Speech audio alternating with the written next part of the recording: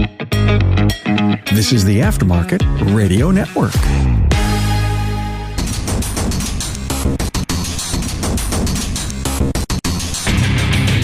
Welcome, everyone, to yet another episode of Diagnosing the Aftermarket A to Z. I'm Matt Fonslow, and today I want to talk about some stuff I was watching while I was traveling to and from Las Vegas for the 2022 BIMers conference. But first, I'd like to thank our sponsor, NAPA. Planning on attending Apex? Make sure to stop by the NAPA Auto Care booth on the first floor for a meet and greet with the 2021 NHRA champion, Ron Capps. He will be there on Tuesday, November 1st between 10:30 and 11:30 a.m. So I was at the BIMers conference. You know, BIMers is a group kind of focused on independent repair shops that do a fair bit of BMW. And there's kind of a long history of them, and that might be a neat subject for a different episode, maybe with Justin Morgan or Seth Thorson, or really if I could get Steve Brotherton would be great. It was held in Las Vegas, which maybe had a little bit to do with what I was watching because, I don't know, I guess it seems fitting. Other than my standard or really traditional viewing of The Martian on an airplane, I caught myself reading and watching stuff about somebody known as Kid Poker, or if you do follow the poker world a little bit, Daniel Negreanu. And I just guess I get wrapped up and caught up in his history and just really the way he is. Some of the interviews he was doing, he did a very recent one with Lex Friedman, and I found a lot of his traits to translate quite well to success far outside of that or just that of poker. So Daniel Negreanu, just a really brief history, is from Toronto, Canada. I would say recognized by quite a few people as being one of the greatest poker players, either alive today, maybe in history, but very, very well respected. Voted Poker Player of the Year a couple times, and then also voted Best Player of the Decade. He was into gambling. He was very, very much into poker, and he kind of learned it by playing. So he has very, very strong intuition that allowed him to be successful early on. So what he would do is he would, live at home, build up a bankroll, and then go hit Atlantic City or go hit Las Vegas. And for the most part, lose everything. This happened multiple times. He would take what he built up and go and try to, hit it big and fail epically, to the point where his parents may even had to have helped pay for him to get home and start over, get a job, live at home, build up that bankroll again, play some small cash games, and then go hit, one of the big poker rooms.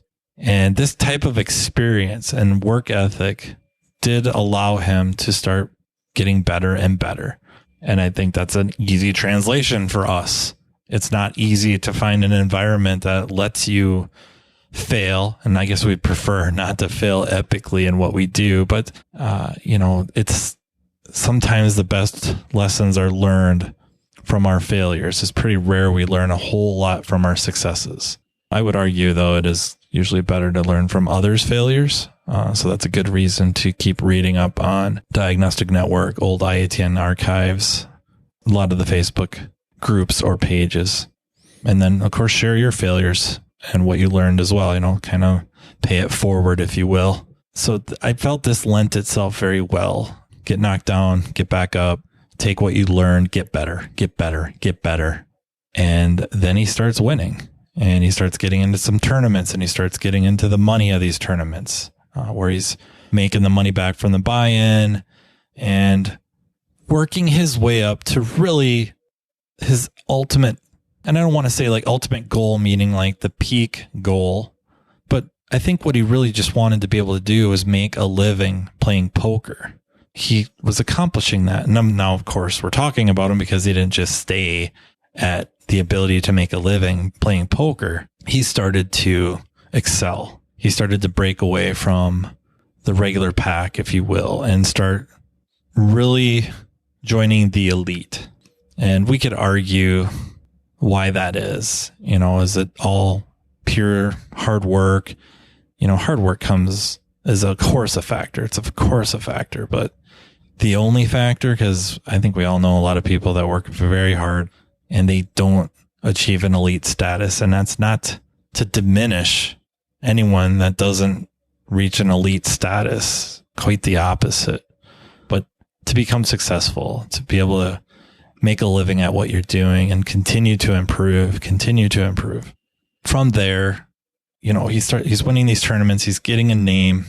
He's got quite the personality at the table, jibber jabber. He's also got a very interesting skill at predicting what his opponent has for cards.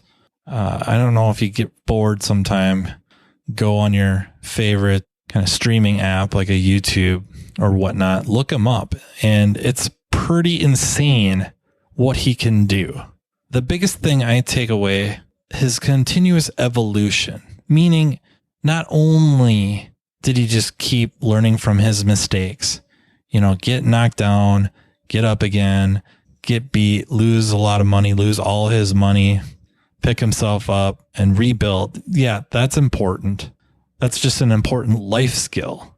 But also, as he continued to progress, as he started reaching that elite status and started winning and not just making a career and making a living, but now I think we could just say being wildly successful at it and being able to live very comfortably, if not arguably extravagantly, whatever that means, right? He can afford quite a bit of bankrolls, right? But what I really admire is he continues to evolve. So to give that a little more context, when he really started, we didn't have the technology we have now. And I'm not talking about like cameras and all that, but computers, computing programs, poker solvers, and mathematicians, big time mathematicians hitting the poker world with game theories, or I shouldn't say game theories, but game theory and a poker game theory. He didn't just stick with the old way, which is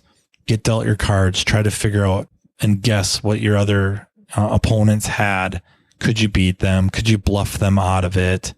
There wasn't a ton of strategy. It was really learning how to read people, read their mannerisms. That's what, poker back in the day really rested upon. Not saying they didn't have mathematics involved with the number of outs and stuff like that. And outs being, if you're kind of losing, you're behind, if that makes sense, in the hand, that somebody has a better hand than you do. That, assuming, I guess we're talking about a certain game here. We're talking about No Limit Texas Hold'em, which is kind of the top dog, I guess, when it comes to poker, especially on television. That's pretty much all we really see on television is No Limit Texas Hold'em. So everybody is dealt 2 cards down. And then they kind of have a community group of cards, 5 cards, and they come in phases. The first phase they call the flop. They flop 3, and everybody gets to use those community cards to make the best 5 card hand. At the end of each phase, there's a round of betting. Okay. So that sets up the strategy. In certain situations, whether you know what your opponent has or not, whether the cards are up, in a situation where somebody's all in and they're showing their cards, if you're behind, there's going to be so many outs usually that if a certain card comes up, or cards plural, you could end up winning the hand, or honestly splitting the hand in a rare case where you end up splitting the pot because you each have equal hands. Not that that didn't exist, but really the hard mathematics that led to something called ranges, poker ranges, or hand ranges. And some of it's a little individualized. Different people have different ranges, but the way they're now calculating these things in their head, what hand you could really have based on what cards you have, what cards are shown, your betting strategy, their betting strategy starts to dwindle down, or I should say probably whittle down what hand you could really have.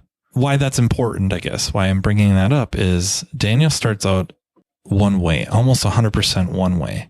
And he starts, even after he's hit elite status, he starts learning more and more about game theory. He starts learning about poker ranges. He keeps adding to his toolkit.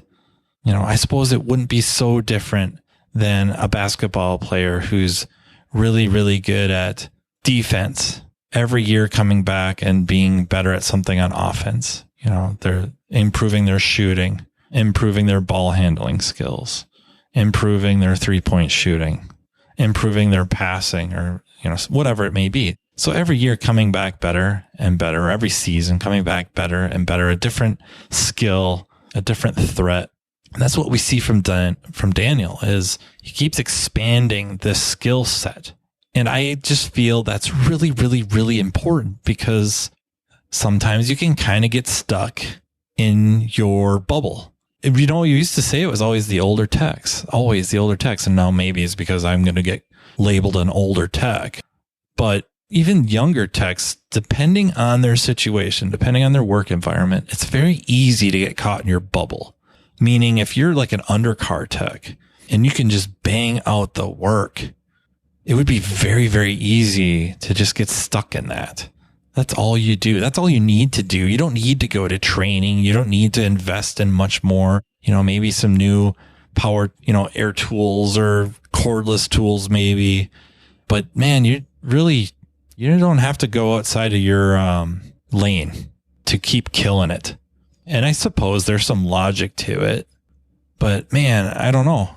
Being stuck, especially if you've been doing it for years, decades, not saying you're so old, but it's been a decade and a half of staying in that lane.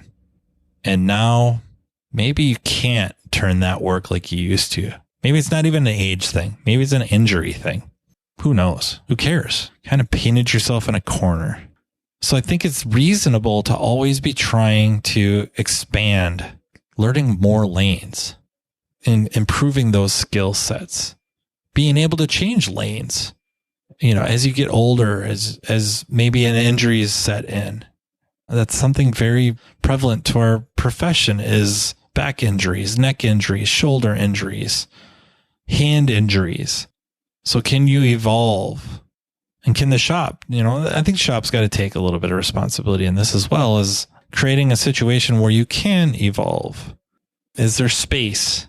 Can they create some space? How does that work? And every shop's different, right? Sometimes they already have that person and it's hard to really supplant them. Where are they going to move? And maybe they can. Maybe they can move more into management or whatever. It's no secret we're facing a technician shortage. NAPA Auto Care has a solution with the NAPA Auto Care Apprentice Program. The program was engineered by one of our own. Pete McNeil and Master Technician Jake Sorensen of McNeil's Auto Care in Sandy, Utah realized that the problem of not having technicians available for hire was not going to solve itself, and decided to take action and look at a different audience of individuals available for hire. A focus was put on younger individuals with the right passion, desire, and attitude to work in the automotive repair industry. Jake and Pete sought these individuals and developed a technician apprentice program to give them the training needed to become a successful technician in today's world. The NAPA Auto Care Apprentice Program includes a comprehensive 9-stage curriculum that includes a variety of types of training, classroom training videos. Exclusive to the apprentice program, these videos provide an in-depth training from a successful master technician, auto tech classes, instructor-led courses offered through NAPA Auto Tech e-learning, web-based e-learnings designed to target specific training topics. Hands-on learning. The apprentice will apply the skills gained from the classroom training videos, AutoTech instructor-led training, and AutoTech e-learnings in the shop with the guidance of a mentor. The apprentice program curriculum is competency-based, meaning an apprentice can move through each stage at a pace that best suits them. Most apprentices complete the program within 2 years. Upon completion, apprentices will have earned ASE G1, A4, A5, and AC certifications, adding industry validation to the skills an apprentice acquires. Grow your bottom line. Having an apprentice in your shop will ultimately benefit your bottom line as they advance through the program. In most cases, as the apprentice develops their skill set producing billable hours, you will begin to see a growth in your gross profit by stage 5. Keep your apprentice motivated with an apprentice toolkit. One of the largest entry barriers for individuals looking to enter the automotive repair industry is the cost of tools. NAPA Auto Care has worked with our supplying partners to offer an exclusive, comprehensive tool set, including a 4-drawer tool cart for all registered apprentices. To learn more, members can visit member.napaautocare.com. The point is continuous learning, continuous expansion of your skill sets, even if it's just to kind of know. Maybe the chances of you doing a wheel alignment are minimal, but the shop does have an alignment machine and it wouldn't hurt to pick up some knowledge. So that's kind of sitting there just in case. Maybe you really don't have that much experience with electricity and diagnosing an electrical issue, even just what we would consider, quote unquote, simple. Picking up some of those skill sets. Maybe you don't necessarily have to every day, but maybe there is a day or two where it really helps out that you can kind of look at this and narrow that down. So that investment in learning, be the investment monetary or time. If the shop's picking up the tab, which we would like to see, you're still making an investment in time. And we see Daniel Negreanu doing this, that he's early on, he's trying to feel the math guys, the guys who really are doing walking calculators, strong mathematic skills. And we see him trying to just feel them. And now he's gaining more and more skill sets, better understanding of the math involved. And maybe he's not going to understand it quite like somebody that's very adept at mathematics, but he's better than he was, has something to go up against them with. And then he's got the feeling ability, the intuition that they may not have. I find that very respectable. I would like to believe I also try very hard to do that, to keep learning, which kind of leads into something else. He's, arguably middle-aged. Let's just qualify him as middle-aged. For one, he has great reverence for the older poker players, the ones who are very much in their twilight years. One specifically, Doyle Bronson. If you've watched poker, you've probably seen him there. Older gentleman, cowboy hat. To listen to Daniel talk about this man with such respect, because Doyle was playing poker in Vegas when it was run by the mob. Doyle played when he had to carry a firearm because things did go sideways a lot. There's a lot of times he won and left with nothing except his life.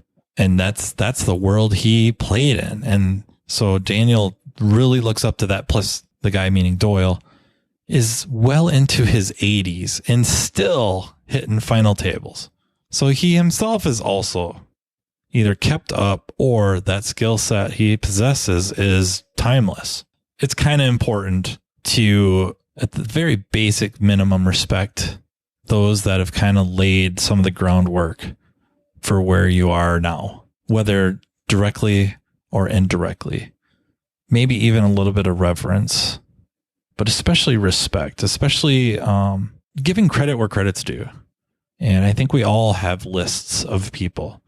Some of us, our lists were mainly what we read in books, saw in magazines, or saw live at training classes and or conferences.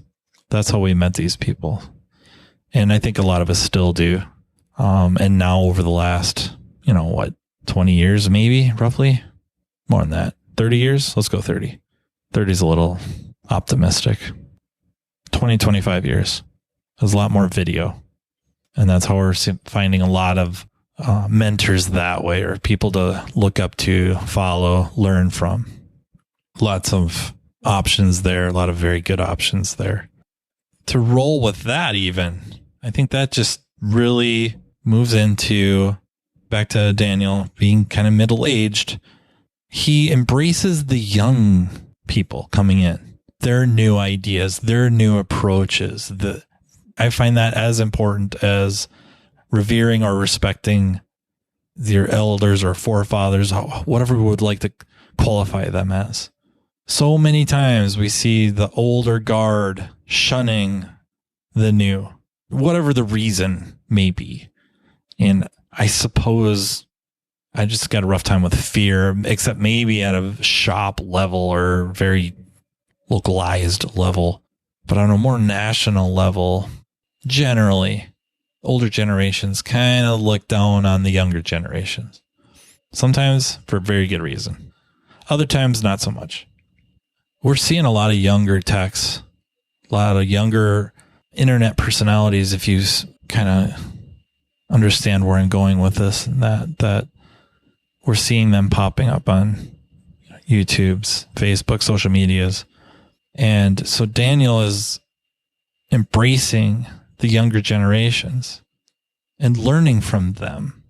As a middle-aged, wildly successful professional poker player, he's watching the younger stars, the younger generation coming in and figuring out what they're doing. Why are they doing it? I find that fascinating and brilliant. It's something I would like to believe I do.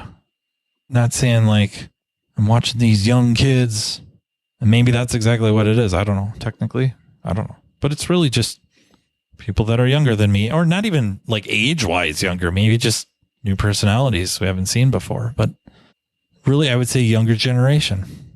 Listening to them, watching them, gleaning what I can. I would have to say I've learned a lot. And I urge everybody to always be on the lookout, regardless of age, regardless of generation, valid or applicable information that you can absorb or add to your arsenal. Take what works, reject what doesn't. And then I think to kind of wrap this up, he has his own social media pages, of course.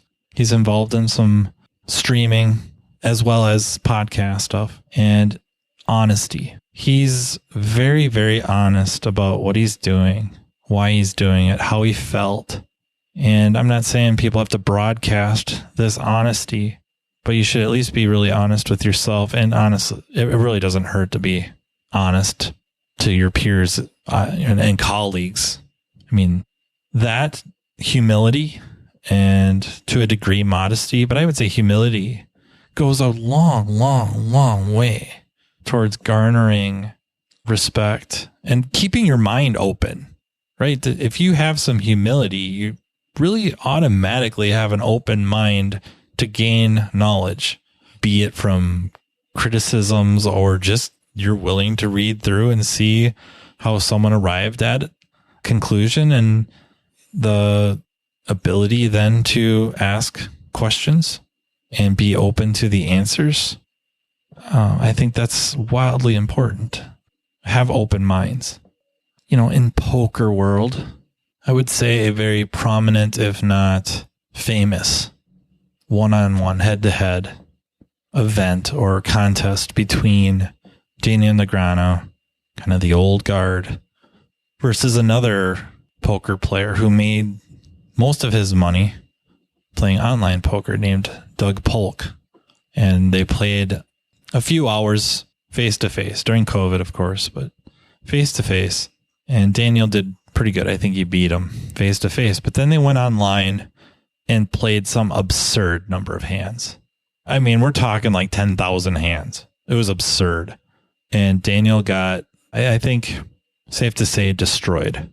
That modesty, that honesty, to kind of take it on the chin, give credit where credit's due, give himself credit where credit was due, not just in the head, face to face, live in person, but some of the stuff he did online that worked. He was down big. He started working his way back. It looked like he was going to at least make it a contest. These two, when they started out, I don't know if they really disliked each other, but there was some tension. There's definitely tension between the two. But by the end of it, there was a healthy amount of respect for one another. And I would never dare say they're friends now, but they have interacted online via podcasts a couple of times. And it seems much, much more friendly and mutual respect than ever before. And I guess this honesty, this modesty that I like reminds me a lot of Paul Danner. Scanner Danner, that he's on that camera regularly, recording and kind of putting himself out there. Maybe not personally, but I mean, as a professional technician, he shows you his successes. He also shows you failures, if you will. And he's very open about it, whether it's his own shortcomings or you don't know what you don't know, or you're almost watching somebody learning sometimes. And because of that, we learn. I see that in Daniel. So it might sound like, that saying that is really, really crediting Paul, which I am. But I think the comparison to Daniel goes the other way. It's really Daniel is like Paul Danner. And so really I'm complimenting Daniel about that. And I think we can take a little bit of that, at least amongst colleagues and fellow professionals, that we don't have to put up these big facades of our skill sets or our capabilities. We never get anything wrong. We always take the perfect diagnostic path and get it right every time. That just doesn't seem to fly. That I think the people that are very honest, and sometimes we get lucky, right? Sometimes you do take the perfect path almost accidentally. That's the story of my life. Pretty much every day, luck out, take a path that leads to a conclusion that ends up fixing the car. But also, here's what I did. This is why I did it. In retrospect, I could have skipped this. In retrospect, I could have did this test instead of that. Or if somebody's critiquing you, as the criticizer, to try to not be so critical, and as the one receiving the criticism, to not take it so personally, that, read what they're saying or hear what they're saying.